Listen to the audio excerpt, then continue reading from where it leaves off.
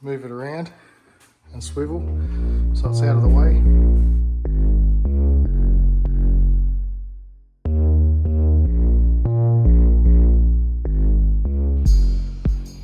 Okay, a bit of a different one today. We've got a light fitting. So this is an LED light used by beauticians and beauty therapists. So this one here came with this stand. So typically it bolts in here, and that's telescopic. And when you've got that swings around, so the light itself sort of sits like that, and it can swing around over the bed or chair or whatever they're working on, and so on and so forth. So the problem is that this base, when the light swung out to the side, it does tip over, which is not ideal, and it's a bit cumbersome, and it gets in the way. So what we're going to do is we're going to amend all the components we have here with this telescopic rod, and we will ceiling mount that, so it'll be above the bed. So that gives them, so this telescopic is made for the lights. This is a type of fitting for the lights. It does have a threaded point here, which is a different thread, but we could adapt to go straight in. The only problem is that this light fitting itself, the cable runs through the middle of it, so that won't work. And additionally, this is pretty short, and so what I'm going to do is I'm going to adapt this to have another telescopic rod. So this will lock that, so that'll give us 3 tiers, and then this bottom telescopic rod will be affixed to here. However, during consultation at the salon, we've sort of worked out that if this could be bent the other way, then that would make it a bit more flexible as far as being able to swing the whole light out of the way, which I can show you once we've got it installed. So basically all I'm going to do is I'm going to cut this pipe. I'm going to invert this 180 degrees and weld it back together with a sleeve over it, and then additionally fix this here, because this thread's gone and it slips out, so the light fitting's falling off the rod anyway, off the arm, sorry. So basically, first things first, I've started separating it. I've pulled this out, so it's a low voltage cable that originally ran through the top of here, down through the base and out through the bottom, which then plugged into the power supply, which goes into the wall socket. So now we're going to wire it up through the ceiling, so I'll get all that sorted out later on. But anyway, first things first, I'm going to pull this wire out from here, cut this, invert it, weld that back together, fix this thread up, and then that's half of our job done. Next thing I'm going to do is, I haven't measured it yet, but I'm hoping that this telescopic pipe here will actually fit inside this one. It's pretty close, I think it will, which then means that this thread here will fit into this part here still. That's where it was made for, and I can cut this pipe down to go up in through the guts here, so that gives us an extra point. Additionally, I can then drill a hole in this back plate and bring our cable through there. So we've got a couple of things to sort out with it, but yeah, step one, we'll cut this, flip it, weld that, get this all fixed up, and then from there it's just working on this arm. So I'll show you what's going on with that now. Alright, so there's 2 Allen keys up here. They're 3mm, I believe. A 3mm Allen key. So we'll take them out and we'll see what's under here.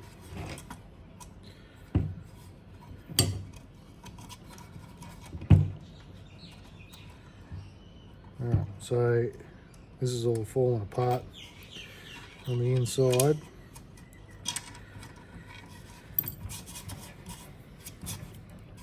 So I may have to go a step further and pull out this diffuser.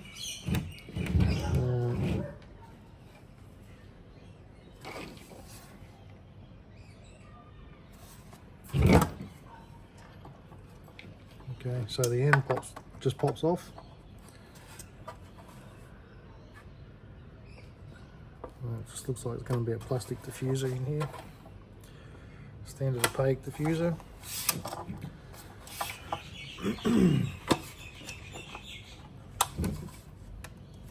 Try not to break anything, obviously.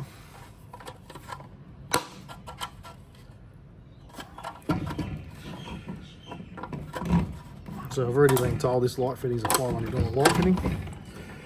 It's not something I want to damage. So I'm going to have to be gentle with it.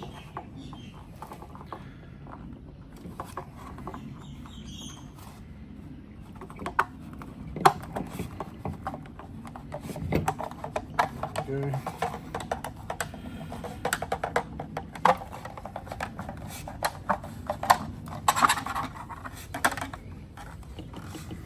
Almost goes out. Okay, so there's the diffuser out. That just sort of clips in. And then we can see our LED panels in here. Yeah, so I'm guessing this is going to just be able to slide out, providing that radius is a continuous radius. The only thing is that our cables here, where they're connected up, I think we're going to have to desolder them, so because otherwise I'm not going to be able to get that on. So I'll get the soldering iron set up, we'll desolder these, pull that cable out, slip this out, and then we can look at trying to fix this back up. So you can see it's pull that cable through a bit.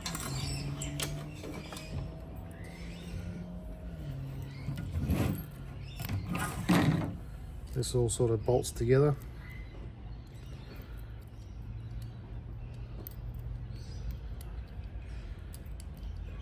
So I should just be able to bolt all this back like so, and then screw this back on, and then it should be fine.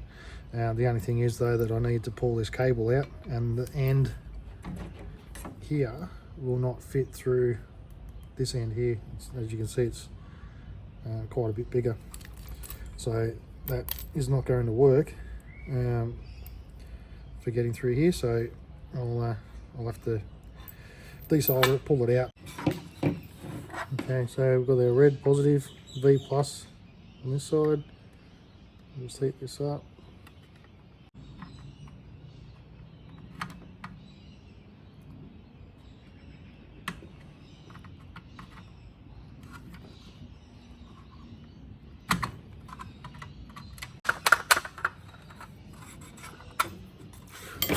Alright, so that's free.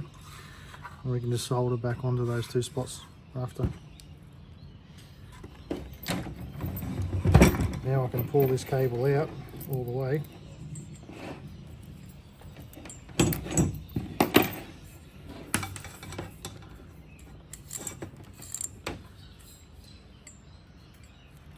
rid of this cable tie on the end.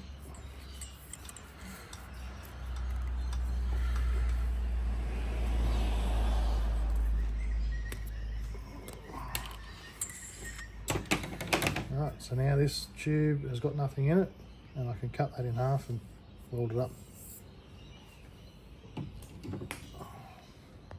Righto, so we've got it cut, got it cleaned up, inverted as you can tell, and just eyed along it and made sure it's true so that the two angles are in line with each other. And now I'm just going to tack it up. Alright, got a bit of weld on there. This thing to focus.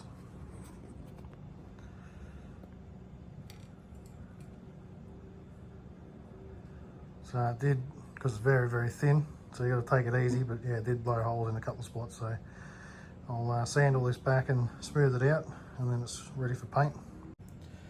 So I've ground it all back, and you can see there's a bit of a deviation where it sort of dips in a little bit.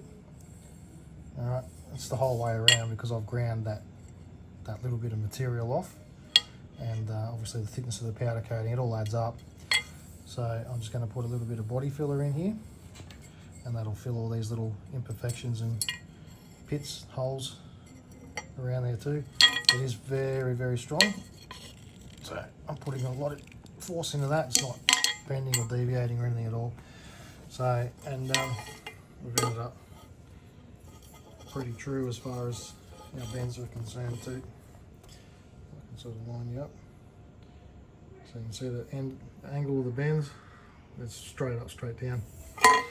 Alright, so this is going to work. So yeah, I'll put a little bit of body filler in here just to tidy that up, and then it's good to paint. Alright, so mixing up a bit of body filler.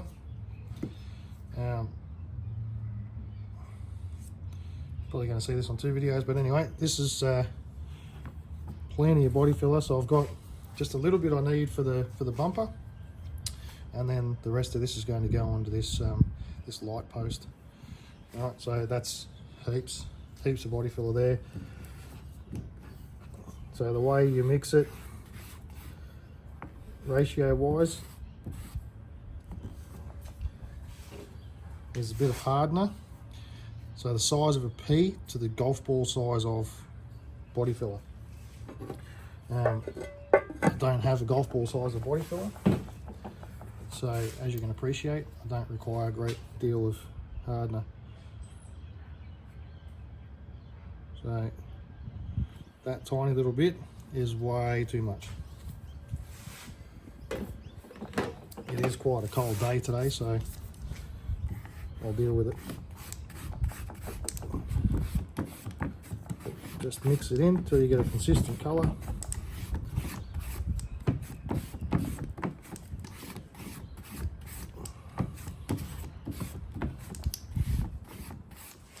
So the pad I'm using is what they call an onion board. There's a couple of different companies that have different things. This is U-Pole's version. So onion board because it's got layers. So you can just mix on this layer and then tear that off. I'm just going to quickly wipe a little bit on the bumper, and then I'll come back to this. Okay, so the bumper's all done. As far as this light pole, I'm just going to apply a bit around where my weld was, where the joint is, so we can smooth it off and get it all nice and consistent, make it look like it was never cut.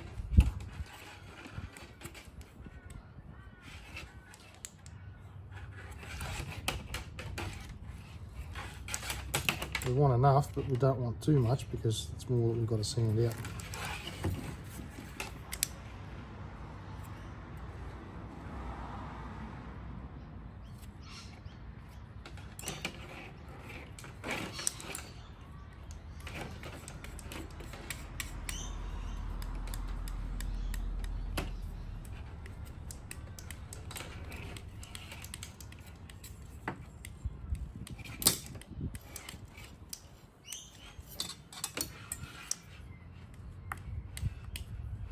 Alright, so I just laid a bit on. Just go back over, make sure we've got everything covered. We don't want transparent sections where it's not going to be thick enough. You don't want to do this 10 times, you know what I mean? Okay, I'm just going to put that aside and move on back onto the bumper. So we've got that's where our join was, and I've put a bit of body filler in it, sanded it back, and then put a bit of high build primer over the top. So you can see a couple of little shiny spots. It's going to need a little bit of etch primer. So I'll squirt that on, and then I've sanded the whole thing back. I've got a bit of tape on the connector there, and a bit of tape on the thread here, so that they still work properly. And so I'm just going to get that little bit of edge primer on it again, and then paint it up with a bit of black paint. So that's all ready to go. This is the next piece of our puzzle. This part here is going to be our extension tube. Okay, so this one is what was the top piece. It had a aluminium fitting in the top that screwed to the top plate, the mounting plate. So, and that was the external. So now this is going to be the first internal of our telescopic tube, and you can see it's a bit loose in there. So what I'm doing is I've drilled holes around it, I've cut slots around it, and I'm just pressing these in until I get a closer fit. I don't want it snug by any means, but I want it a little bit closer than what it is there now. And then once I've got that done, I'll weld these joins, so then that's not going to go anywhere. And then I'll drill a hole probably around here somewhere, and weld a nut to it, and that will then be our turn-in clamp, so that we can lock this at different heights. So I've got all these little knobs, welded up. So I'll have to just chamfer on the inside there, just those couple of little bits of weld that came through. I'll put a screw through to hold this nut in place while I welded that. So that's where our clamping bolt's going to go through there. So I need to get that out. But first up, I'll weld this up to the base. So the base is the base, I'm reusing it. I'll just ground it to expose the metal and get rid of the powder coating. So I'll use a magnet to hold this in place square, and just while I weld it up. Got our base mounted, welded up, and give that a bit more of a pretty up. So we've got that screw through. As you can appreciate, it's a bit hard to try and turn it in here, so I wound it back a fair way. But if you just grind a slot in the head of it,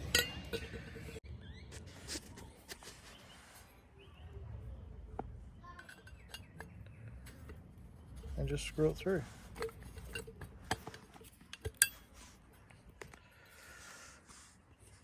I'll do it when I've got free hand, but that gives you an idea anyway. So now we're just going to pretty it up, paint some black on it, and put it all together. I did mention before about these little bits like this. The easiest thing to use is one of these conical bits. You just put it in there on the drill and shave those little bits off that are in your way. And then you're also going to end up with a round end, because if you have a look there, it's not perfectly round. Where I've put those cuts in and mocked them in, I got it as round as I could, but there's just that one little bit just on this side here that I just couldn't get to nip up. There must be something different in the steel there, but I wasn't about to anneal it and muck around, so it's more than good enough. It just needs to be round so I can get that other pipe in it. At the moment the pipe doesn't quite fit in there, so I'll get that notched out. I want to do it. Oh, can you see it, Gigi? Yeah. I want to do it.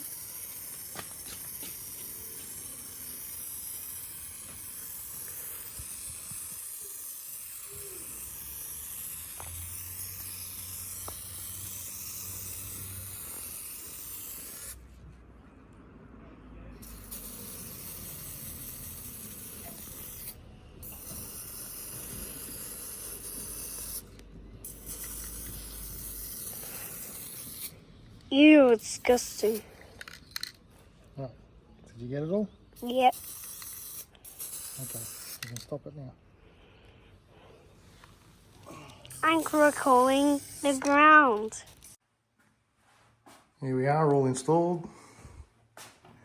Got the controls on the side there. This is all part of the fitting anyway, so it's all set up so that it can be swung out of the way. This rotates as well.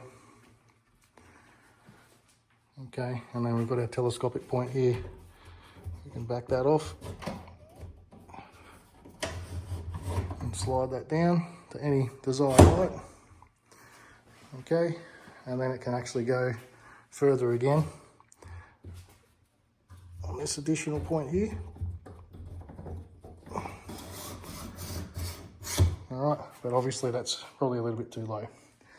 So